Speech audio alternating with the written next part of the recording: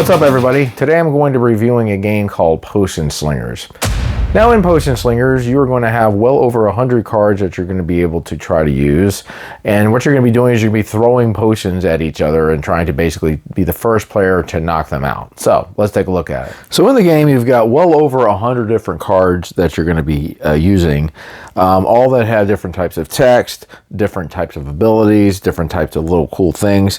What you're going to be doing in this game is you're essentially going to be throwing loaded potions at each other, and you're going to be trying to deplete the player's essence cubes over here. Now each of these essence cubes is going to be worth 10 hit points, and as they go down you're going to go ahead and remove them and then put on another one. And ultimately what you're going to be trying to do is you're going to be trying to get rid of all of your opponent's essence cubes by basically knocking them out. Now there's two ways you can play the game. You can either try to do it like this where you're trying to knock them out, or you can try to do this version where you're trying to collect their cubes. So there's two different ways you can play the game. So we'll go ahead and show you the different components in the game. Right here you've got different character cards. There's several different types, and some of them are easier to use than others, and I'll go ahead and just show you one of them. And this one over here is Bola. Now this has a little bit of text here. One of the things that it does have is it's going to have an ability, and this one says you gain +1 P when you sell a non-potion card, and I'll talk about how that works. But it also has a card on the other side. In this case, if I end up paying 12 P, I will go ahead and turn it over, and this is going to give me an added ability. This one says all cards in your holster sell for +1 P. Now some of these characters are going to have unique abilities, and with those you're going to go ahead and give them that particular card that works with their character. Only certain characters are going to have these cards, and you're going to deal them out to those characters whenever the game starts. Now your holster is going to be your set of 4 cards that you're going to have here. Now throughout the game what you're going to be doing is you're going to be buying cards over here from the market and then adding them over here into your deck. So this is a deck building game. So the different types of cards. The first type you're going to have is a potion. This is a starter potion. What it's going to have how much damage that it is going to give. This is a basic one. Also, each of them are going to have how much you can buy them for and how much that you can sell them for. Right over here is what is called a vessel. This is a starter vessel. What you can do with these is you can load potions into the vessel, and then you can throw all of them that are in the vessel to somebody. So you can load up at least 2, but you can load more, and every bit of damage that they give is going to do all that damage to the player if you throw the vessel with all these different potions in it. And plus the potions are going to have different added abilities in them as well. So you can do like some combos with them. Right over here is an artifact. The artifact works similar to a vessel. The only thing is with the artifact is it's going to shoot the potion out. So you can put potions underneath this and then choose a potion and then shoot it out with the artifact. Now the thing with the potions is once you throw these, they're going to be trashed. However, if you decide to use those potions that are in the vessel, you're going to be able to put those back into your deck over here and use them later. And with the artifacts, the loaded potion used is going to go into the trash. Right over here is a ring. These rings has an ability. This one says the first person throwing does +1 damage. As long as the ring is in your holster over here, you're going to be able to use it, but once it's out of play, it's going to get trashed. So the main thing is you're going to have 4 cards in here maximum, and the first thing you're going to do on your turn is any cards that you have stored over here, you're going to flip it over and then replenish this back up to 4 cards. Also right over here you have what is called the pip die. You're going to start out with 6 pips, and pips works as money. Now you can gain extra pips if you end up selling cards. Here's a vessel. You can buy this for 4, or you can sell it for 3. So if I were to sell this back, I would go ahead and add pips to my dice over here, and then I could go ahead and spend them on whatever I needed to. Now some of the potions are going to have a characteristic. This one is a wet potion. And you'll note that this one has a throw bonus on there. So a lot of them are going to have these types of bonuses, but they're all going to be different. This one is a dry potion. This one is a cold potion. And then this one is a hot potion. Now where these characteristics come in is whenever you are using them in your artifacts or in your vessel. So here's an example. This is an artifact that has a cold bonus on there. So if I were to have a cold potion, if I were to use the artifact against my opponent, that would deal an extra damage along with this.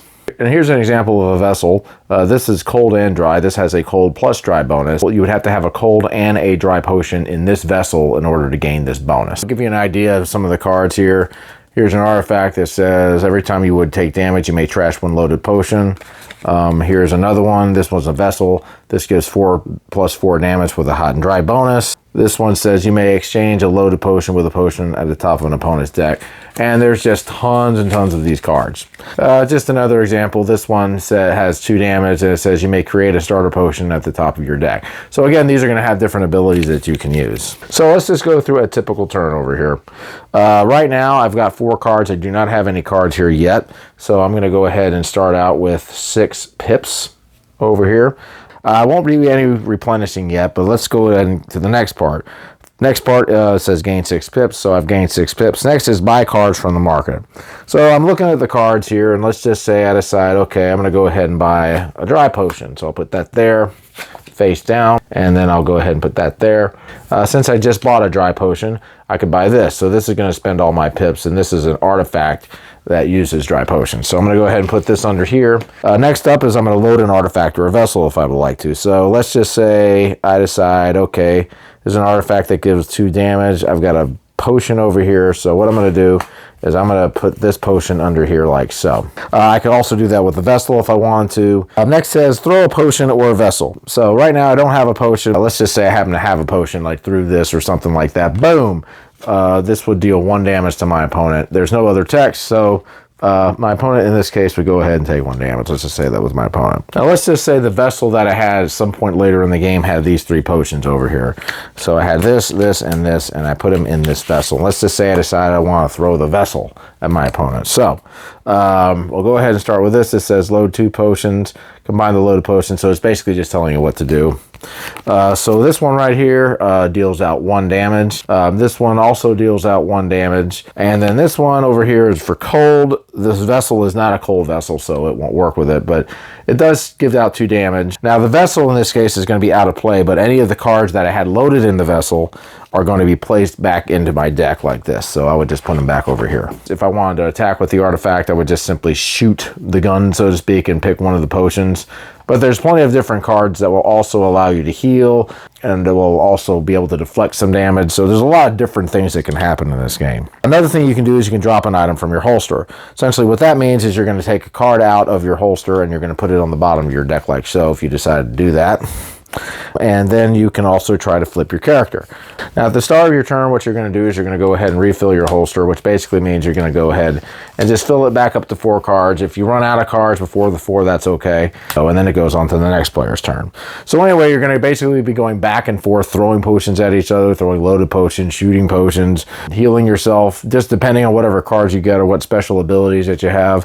And at the end of the game, for this particular version of the game, whoever ends up depleting their opponents of all their essence cubes first is going to win the game. Well, one thing about PotionSlingers, with all the different types of cards that they have and all the different abilities that they have printed out on the different cards with the vessels and with the different types of potions that you have with the different characteristics, and then you have the artifacts that also do different things, and then the characters that also have different types of abilities.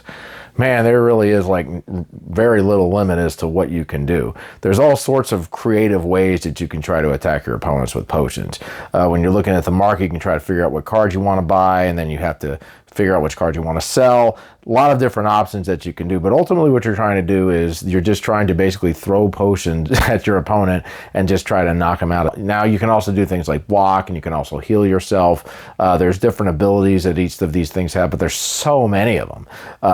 So many different types of cards and artifacts and everything. So really, this game, if you're a person that likes to play games that basically just feels like war, where you're just throwing and chucking potions at each other, man, this game really does hit the mark. I mean, there's just so many different things that you can do with the buying and the selling, and then the deck building aspect of it too. Works really well, I think. There's always that kind of thing going on too. If you end up scoring a big hit, it just gives that feeling, you know.